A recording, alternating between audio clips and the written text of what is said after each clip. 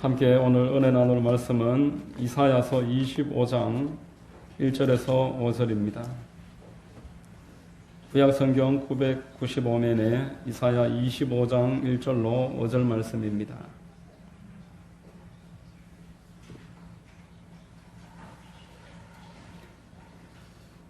다 찾으신 줄로 알고 제가 봉독해 드리겠습니다.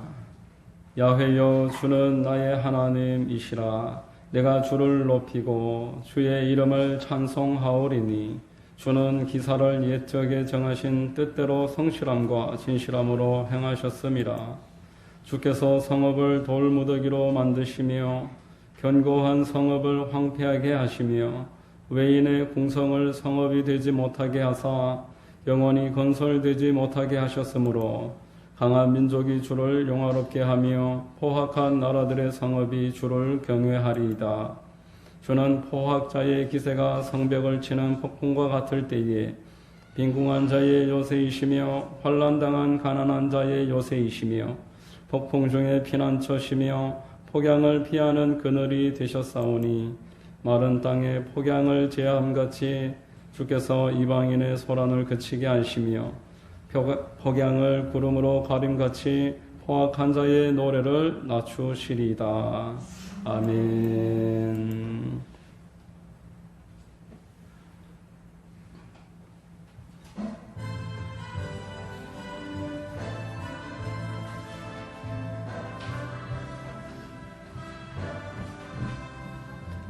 약한 나를 강하게 가난한 날 구하게 눈먼 날 볼 수 있게 주 내게 행하셨네. 호산나 호산나 죽임 당한 어린 양 호산나 호산나 예수 다시 사셨네. 내가 건너야 할 강 거기서 내 죄 씻겼네. 이제 주의 사랑이 나를 향해 흐르네. 호산나 호산나 주님 당한 어린 양 호산나 호산나 예수 다시 사셨네. 깊은 강에서 주가 나를 일으키셨도다. 구원의 노래 부르리. 예수 자유 주셨네. 호산나 호산나 죽임 당한 어린 양 호산나 호산나 예수 다시 사셨네. 아멘. 예배를 위해서 기도하겠습니다. 사랑과 은혜가 충만하신 참 좋으신 하나님 아버지, 많고 많은 사람들 가운데 주님 자녀 삼으시고 하나님 앞에 나와서 예배하며 영광 돌려드리게 하시니 감사합니다. 이 시간 성령님 환영하고 인정하고 모셔드리오니 이 자리에 임하셔서 우리를 다스려 주시고 보호해 주시고 우리의 영과 혼과 육이 하나님께 온전히 발견되는 복된 시간 되도록 인도하여 주시옵소서. 함안 순복음교회에 속한 모든 성도님들 한 사람 한 사람 기억해 주시고 마지막 때에 주님께 붙잡힌 바 되어서 주님께 영광 올려드리고 하나님 넘치는 축복과 하나님의 뜻을 이루기에 부족하지 않도록 늘 인도하여 주시옵소서. 아버지 하나님, 이 나라 민족을 위하여 기도합니다. 대통령과 위정자들과 각계각층에 세우신 모든 하나님의 사람들 기름 부으시고 하나님 뜻하신 뜻을 이루어 나가기에 부족하지 않도록 인도해 주시옵소서. 북녘 땅의 동포들을 긍휼히 여기시고 복음 가운데 자유와 통일을 얻을 수 있도록 허락하여 주시옵소서. 우크라이나에 있는 사람들과 이 땅에 억압당하고 있는 많은 사람들 주님 불쌍히 여기시고 하나님이 그들의 모든 눈물을 닦아주시고 마음을 위로해 주시고 하나님의 공의와 정의가 강처럼 흐르는 나라가 되도록 온 세계 위에 은혜를 베풀어 주시옵소서. 아버지 하나님, 이 땅에 많은 교회들 깨어나게 하시고 기도하게 하시고 마지막 때를 위하여 살아갈 수 있도록 도와주시옵소서. 아버지, 빛과 소금의 역할을 감당하며 전도하고 기도하는 사명을 잘 감당할 수 있도록 교회들마다 깨어나도록 인도하옵소서. 하만에 많은 교회들을 세우셨사오니 교회들마다 부흥하게 하시고 하나님의 은혜가 강처럼 흐르도록 도와주시옵소서. 우리 하만 순복음교회가 하나님이 뜻하신 뜻을 이루고 하나님 말씀 위에서 굳건하게 서서 하나님 인도하시는 바 영광 올려드리고 하나님의 세우신 모든 성도들 은혜와 복을 누리며 자유롭게 하나님께 영광 돌리고 살아가도록 역사해 주옵소서. 이 시간 말씀이 증거될 때 영광 받아주시고 기름 부어주시고 좌우에 나선 금과 같이 우리 영과 혼과 관절과 모든 것을 밝히 드러내는 생명의 말씀이 선포되어 우리가 소생하게 하시고 위로받게 하시고 은혜와 힘을 얻도록 도와주시옵소서. 예배의 시정을 하나님 의뢰합니다. 모든 영광 홀로 받아주시옵소서. 거룩하신 우리 구주 예수님의 이름으로 감사하고 기도 올리옵나이다. 아멘.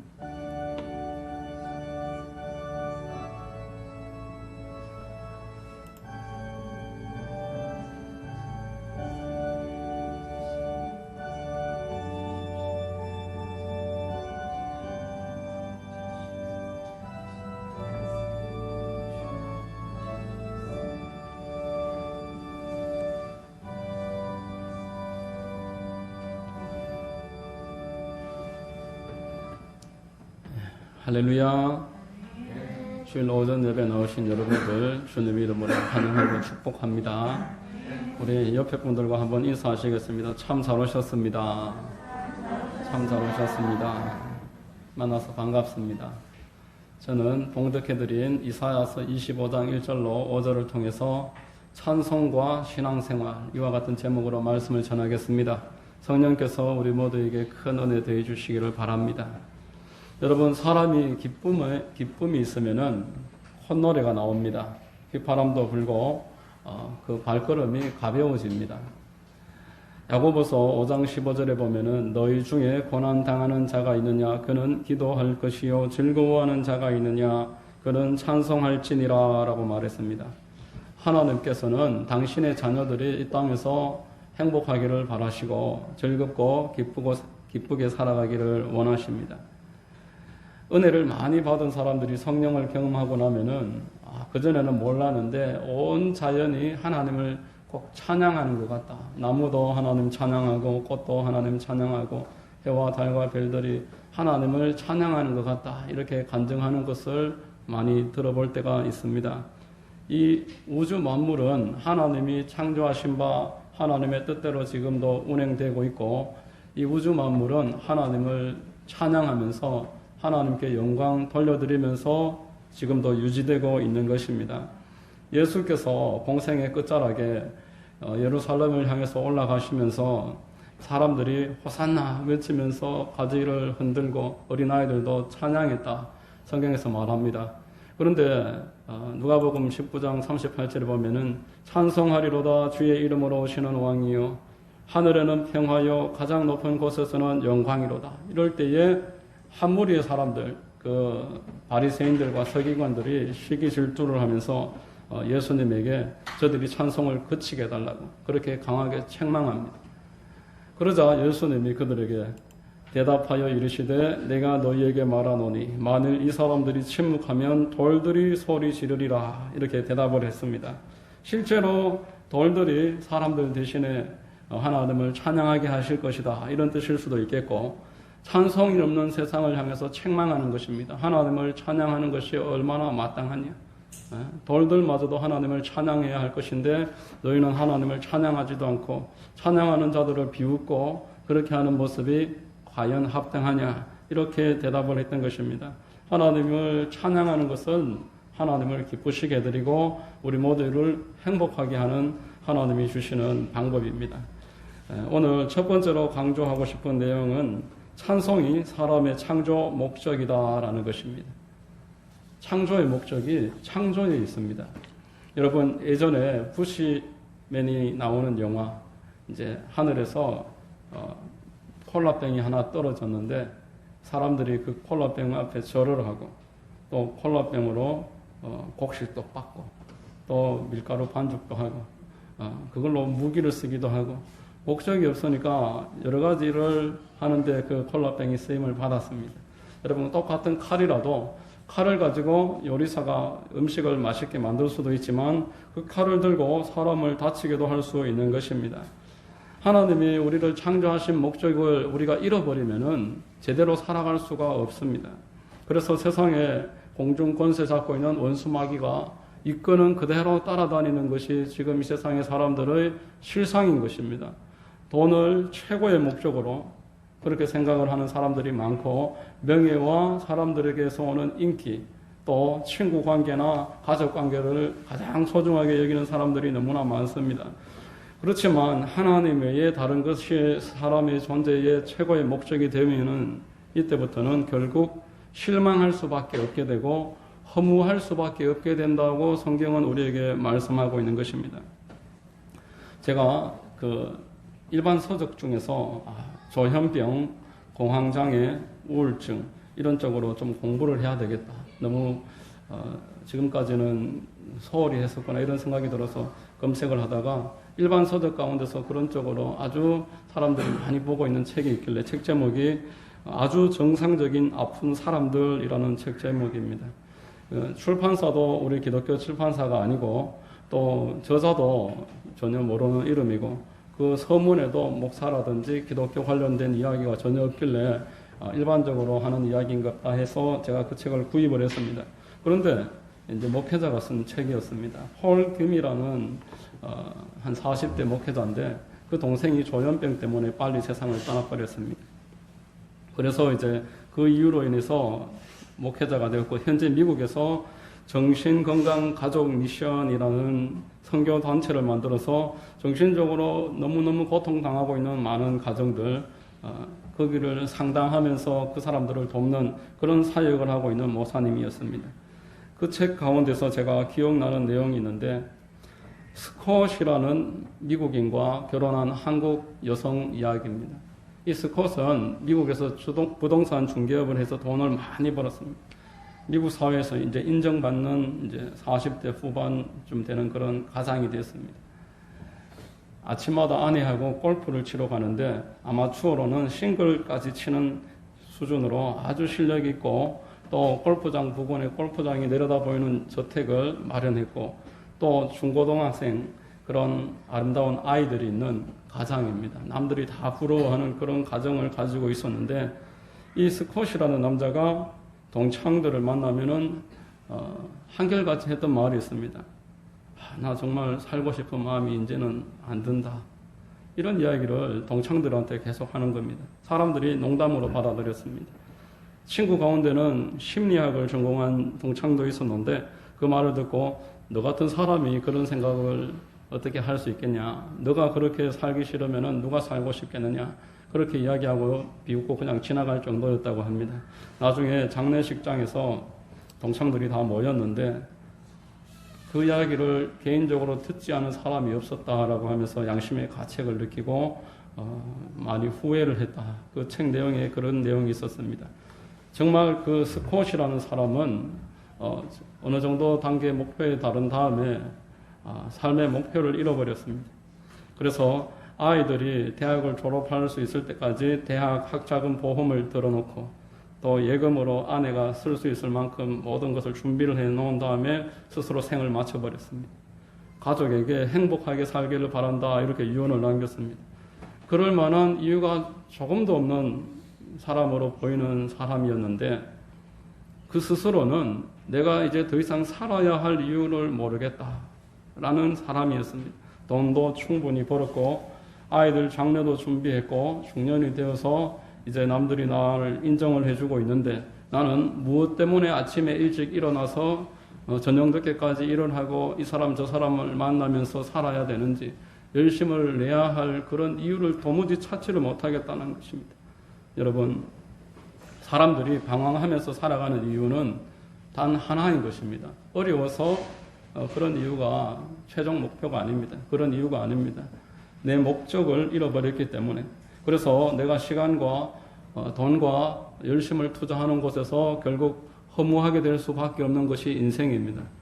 모든 것을 가졌던 솔로몬이 전도서 1장 2절에 전도자가 이르되 헛되고 헛되며 헛되고 헛되니 모든 것이 헛되도다. 하나님을 찬송하는 삶, 하나님과 관련되어서 하나님의 목적을 찾고 그 일을 위해서 분투하는 삶이 아니면 행복할 수 없다라는 것을 모르기 때문에 방황하고 공허하고 살아갈 이유를 찾지 못하고 그러한 선택을 하는 사람들도 있습니다. 이사야서 43장 21절에 이 백성은 내가 나를 위하여 지었나니 나를 찬송하게 하려 함이라 라고 말했습니다. 하나님과 관련해서 목적을 찾고 그 안에서 기쁨을 누리는 것이 찬송하는 삶입니다. 베드로전서 2장 9절에 그러나 너희는 택하신 족속이요 왕같은 제사장들이요 거룩한 나라요 그의 소유가 된 백성이니 이는 너희를 어두운 데서 불러내어 그의 기이한 빛에 들어가게 하신 이의 아름다운 덕을 선포하게 하려 하심이라. 이것도 찬송하고 관련되어 있는 그런 말씀입니다.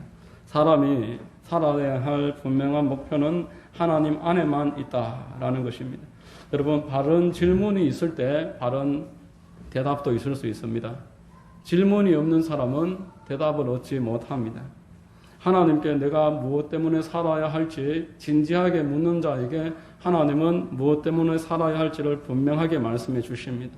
하나님께 날마다 내 시간을 드리고 하나님 앞에 부르짖고 찾으면은 하나님이 만나 주시겠다. 분명하게 말씀을 하셨습니다. 무작정 열심히만 사는 것이 방법이 결코 될 수 없는 것입니다.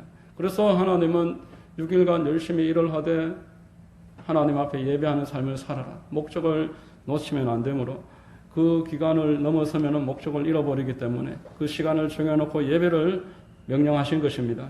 여러분, 학생들이 열심히 공부를 하는데 대학에 들어가서 목표가 달성되고 나면은 그때부터 무한정 방황하는 것입니다. 취직을 해서 사업을 벌이고 큰 돈을 버는 사람들이 이렇게 말을 합니다. 그 돈 나눠주는 것 외에 내가 그 근로자들하고 다를 바가 하나도 없다는 것입니다. 이것이 나를 허무하게 한다라는 겁니다. 프랑스 파리의 한 수도원 입구에 보면은 큰 비석이 있는데 아프레슬라라는 단어가 이렇게 세 글자가 한 문장이 3번 아프레슬라 이렇게 나와 있습니다. 아프레슬라라는 이 프랑스 말은 그 다음은 이라는 뜻입니다. 그 다음을 생각하라는 의미로 이 비석을 수도원에서 세워놨습니다. 고학을 하던 어떤 법대생이 너무 어려워서 마지막 학기에 그 신부를 찾아갔습니다. 신부님 도와주시면은 내가 잊지 않겠습니다. 그러다 신부님이 어떤 성도가 가치 있는 일에 써달라고 돈을 한 묶음 내려놓고 갔는데 이것은 자네를 위한 것일세 하고 내어주었습니다.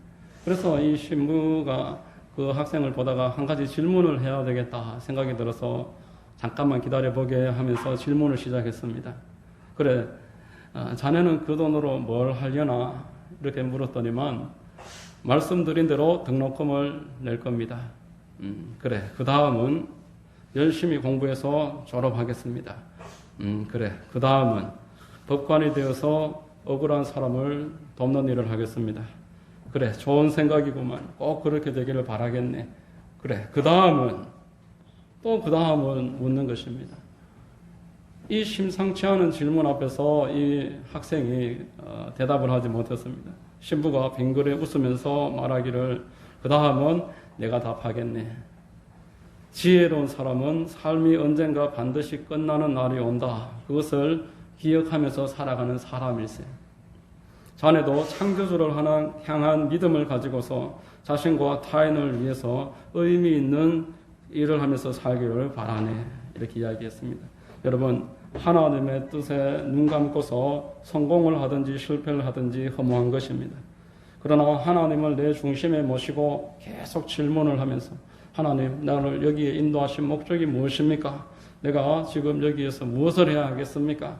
계속 진지하게 질문을 하면은 진지한 질문에는 반드시 진지한 대답이 주어지는 것입니다. 괴로울 때는 하나님 앞에 기도하고 즐거울 때는 하나님을 찬송하면서 살아가는 사람은 시간이 흐르면 흐를수록 내 삶의 목표가 선명해지는 것을 경험하게 됩니다. 하나님이 나를 이래서 여기에 오게 하셨구나. 그래서 그 일을 하면서 힘들고 어려워도 인내할 수 있고 행복할 수 있는 것입니다.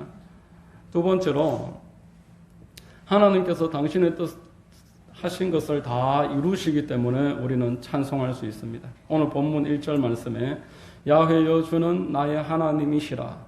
내가 주를 높이고 주의 이름을 찬송하오리니 주는 기사를 옛적에 정하신 뜻대로 성실함과 진실함으로 행하셨음이라. 하나님이 그 뜻하신 것을 다 행하시기 때문에, 하나님의 전능하심을 내가 경험하고 눈으로 보기 때문에 감사할 수 있다라는 것입니다. 여러분, 성경 말씀은 언약입니다.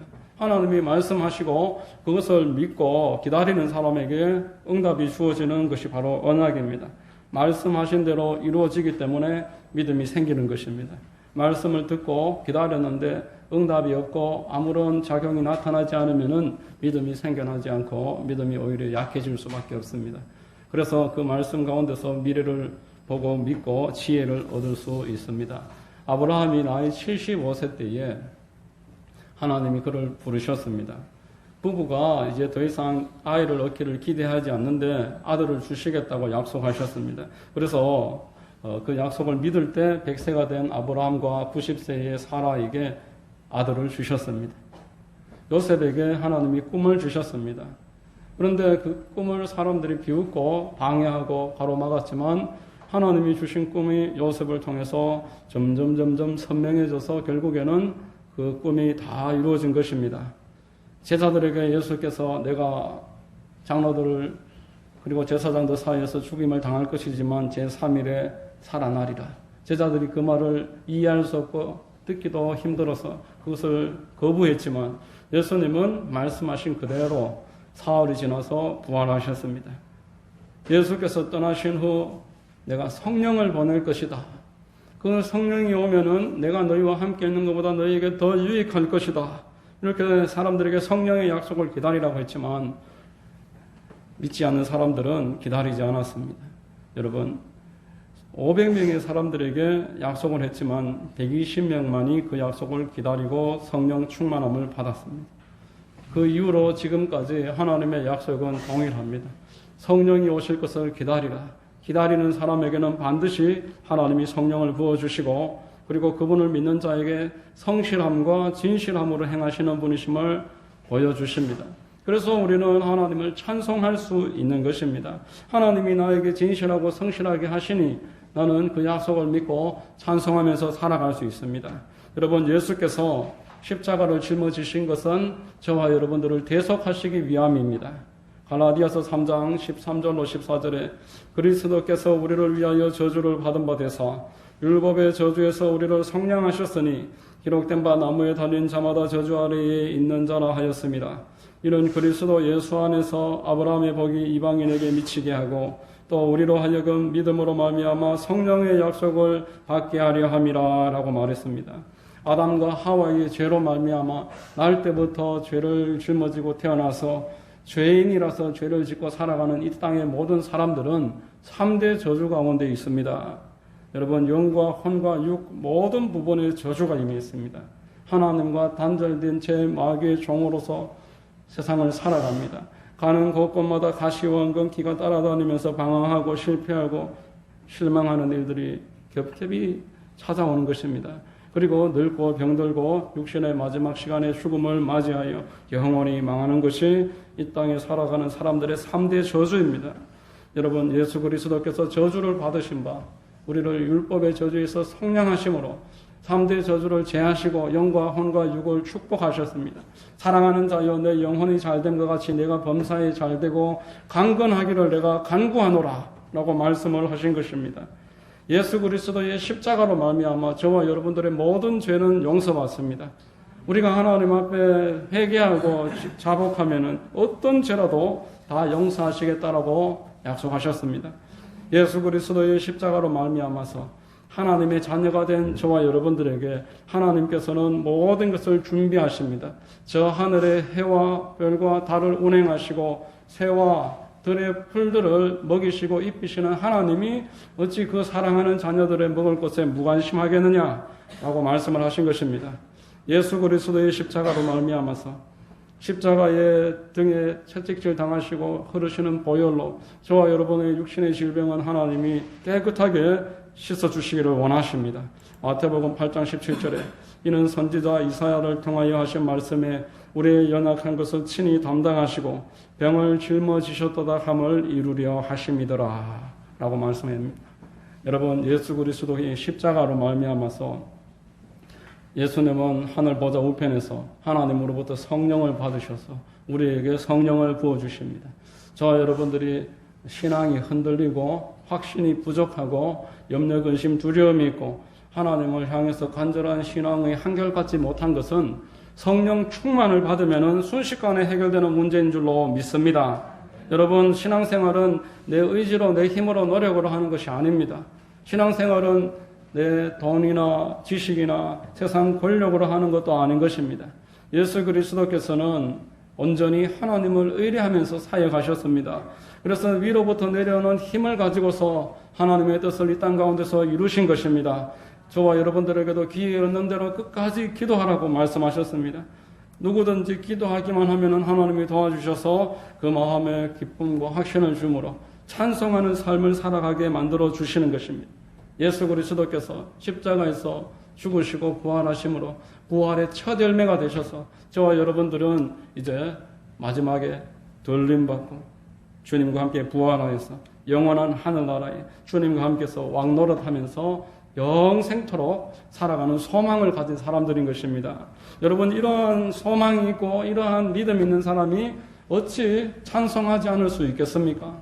그래서 다윗은 하나님 앞에 내가 하루에 7번 찬송한다 말씀했습니다. 시편 119편 164절에 주의 의로운 규례들로 말미암아 내가 하루 7번씩 주를 찬양하나이다. 내가 계속 주님을 찬양합니다 라는 것입니다. 여러분, 누구든지 주님을 만나게 되면은 주님과 친밀한 교제 가운데 들어가면은 찬양하는 삶을 살아갈 수 있습니다. 하나님이 변화시키지 못할 사람은 어디에도 없습니다. 누구든지 주님과 분명하게 만남을 가지면은 그 삶이 변화됩니다. 여러분, 2달 전에 제가 아는 권사님 한 분에게서 마이클 조 선교사라는 분의 간증 연상을 받았습니다. 8월 첫째 주쯤인데 저는 그분 설교를 그때 처음 들어봤습니다. 일단 별 뜻 없이 들어봤는데 너무너무 재밌어서 우리 교회 밴드에 그 마이클 조 선교사 영상도 올리고 주변에 아는 분들에게 그 영상을 이렇게 나누었습니다. 너무너무 열정이 넘치고 특별히 다음 세대에 향한 비전과 배울 점이 많은 분이었습니다. 그런데 그 분을 알고 제가 전도하려고 영상도 보내고 이러고 있었는데 최근에 우리 교회 새벽 기도에도 나오시고 또 금요일마다 전도할 때 같이 전도도 하는 권사님이 그 마이클 조 선교사님 이야기를 하면서 그 IM 선교회에 한번 가보자고 계속 권하시는 겁니다. 그러더니만 여기 IM 선교회 경남 지부에 그 모델 되는 교회가 어디 진주에 있는 초원교회인데 그 교회에 목사님하고 그 미팅 약속까지 잡아놨다면서 금요일날 저보고 가보자 하시는 거예요. 제가 안 갈 수도 있었지만 이미 그분에 대한 이미지가 좋았기 때문에 다른 권사님한테 영상 본 게 있어서 한번 가보기나 한다 싶어서 따라갔습니다. 제가 운전해서 모시고 갔습니다. 거기 가보니까 이제 전화를 하고 갔기 때문에 참 친절하게 우리를 이제 시설도 소개해 주시고 그 목사님 사모님이 모든 것들을 다 보여주시는데 일단 첫 입구에서 중고등학생들이 한 10명 정도가 있는데 이렇게 손을 모으고 깍듯하게 인사를 하는데 제가 크게 감동을 받았습니다. 제가 최근에 그 또래의 애들이 그렇게 깍듯하게 밝은 얼굴로 인사하는 것을 처음 봤습니다. 그것으로 이미 벌써 이 아이들에 대해서 신뢰가 생기는 겁니다. IM 선교회는 필리핀에 있는 국제학교하고 연결되어서 온라인으로 초중 고등학생들 전 과목을 영어로 수업을 합니다. 금정고시를 대안학교처럼 따로 보지 않아도 우리나라의 정식으로 고등학교까지 졸업이 인정이 되고 거기 있는 학생들은 대부분 원하는 학교 학과로 진학을 하고 있었습니다. 10여 명이 그 산골, 완전히 차도 들어가기 힘든 산골 교회의 목사님, 사모님과 그 교회는 1년 정도 전부터, 작년 초부터 IM 선교회에서 그 국제학교를 하고 있는데, 그전에는 그 농촌 교회였습니다.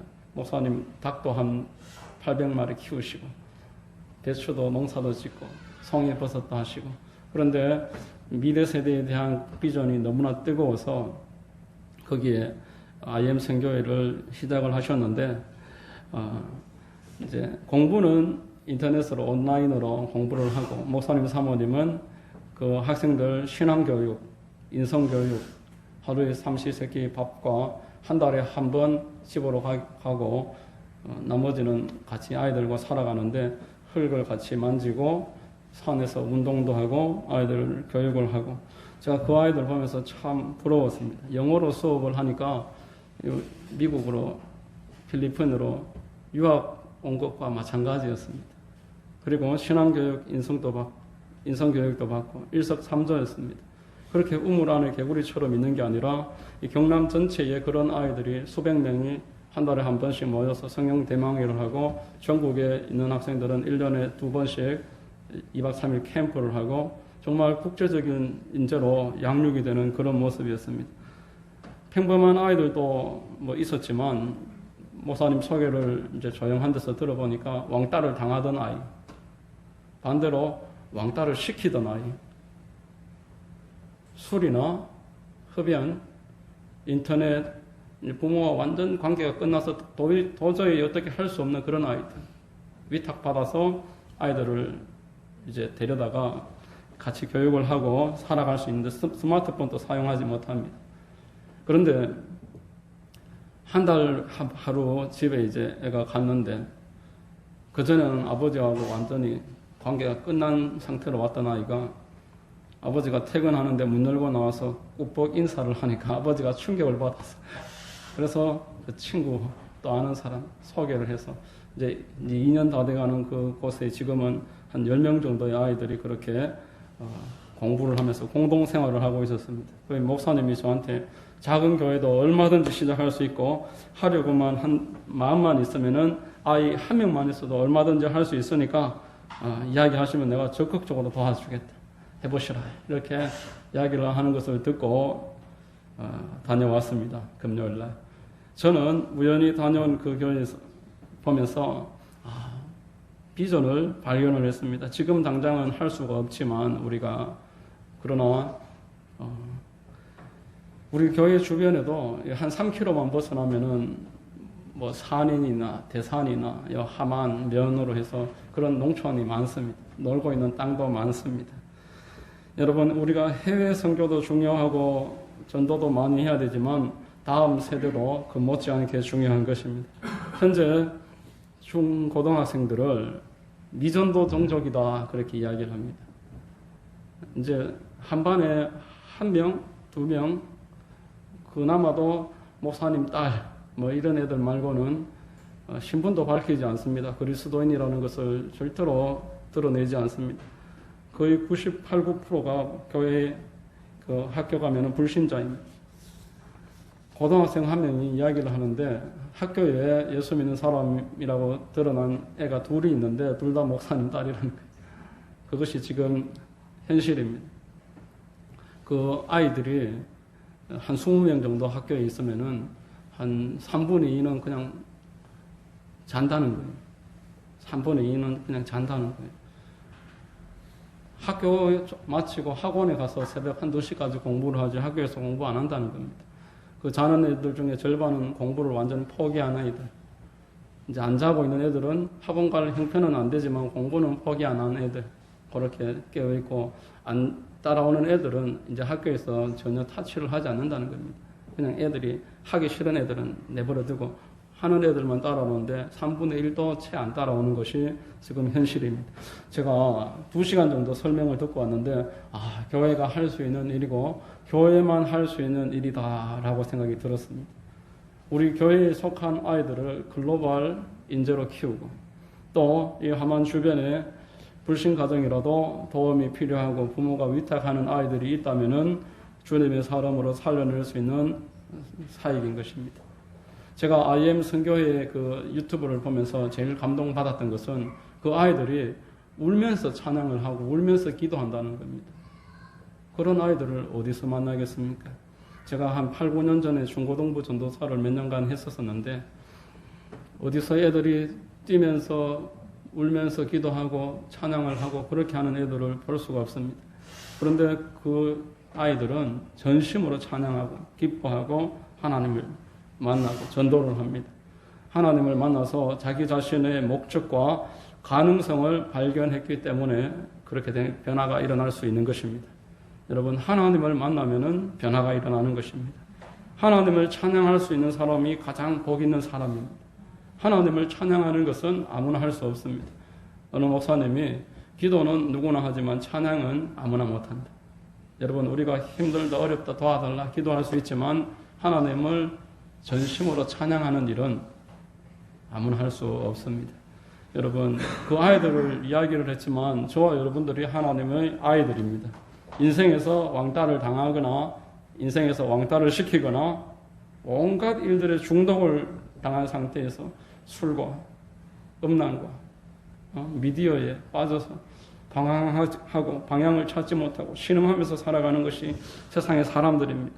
한편에서는 남부러할 것 없는 그러한 사람들이 그럼에도 불구하고 인생의 목적을 잃어버리고 그렇게 허무하다라고 말을 하면서 그렇게 살아가고 있습니다.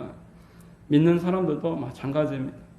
하나님을 찬양하는 것이 인생의 목적이다라는 것을 잊어버리니까 여러분, 하나님을 찾아야지 목적을 얻을 수 있는 것입니다. 내가 하나님을 알고 있느냐 이 문제가 아닙니다. 하나님을 찾고 있느냐라는 것입니다.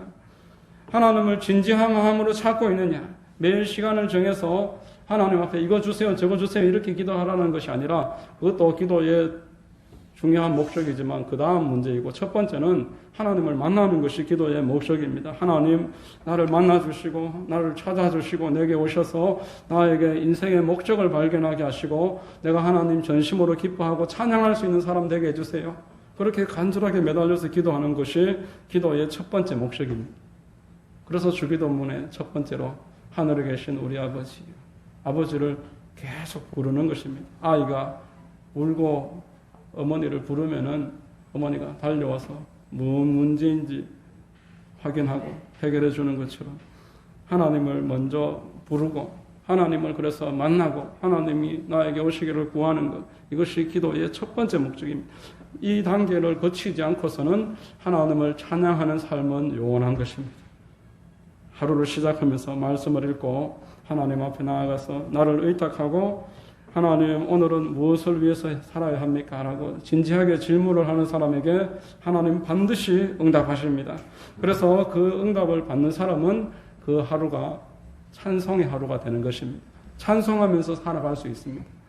우리가 부를 수 있는 노래가 있는 사람이 가장 복된 사람인 것입니다. 여러분 모두에게 이러한 하나님을 찬송하는 은혜가 있게 되시기를 예수 그리스도의 이름으로 축복합니다. 기도하겠습니다. 하나님 감사합니다. 오늘 말씀을 통해서 우리가 하나님을 찬송하는 것이 인생의 목적이고 우리를 창조하신 목적임을 알게 하시니 감사합니다. 또한 하나님이 모든 것을 언약하신 대로 이루어 주시니 우리가 찬송할 수 있음을 깨닫고 참으로 하나님을 더 깊이 신뢰하고 만나기를 힘쓰고 목적을 발견하여서 우리가 날마다 더 깊이 찬송하며 살기를 결단하오니 인도해 주시옵소서. 예수 그리스도의 이름으로 감사하며 기도드립니다. 아멘.